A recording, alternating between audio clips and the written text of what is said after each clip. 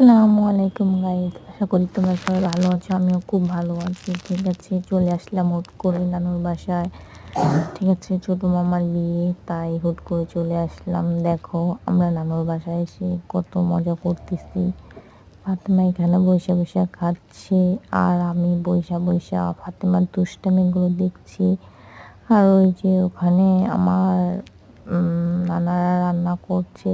আসলে আমাদের পরিবারের এই রান্না হচ্ছে।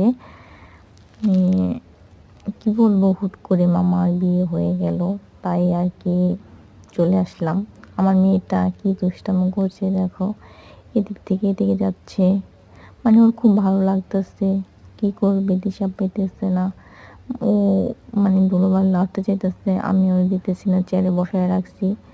আর বারবার মা মা বলে নিচে নামার জন্য মানে প্রস্তুত হইতেছে, কিন্তু আমার ভয়েও নিচে নামতে পারতেছে। যাই হোক, দেখতেই পাচ্ছ আমার মেয়েটা কি করছে, মানে ওর মনে কতটা খুশি, কিভাবে তাকায় আছে সবার দিকে। আর কি কি আনন্দ, কি আনন্দ, আমার নানার বিয়ে, ছোট নানার বিয়ে। মানে কি বলবো আর মেয়েটার কথা যে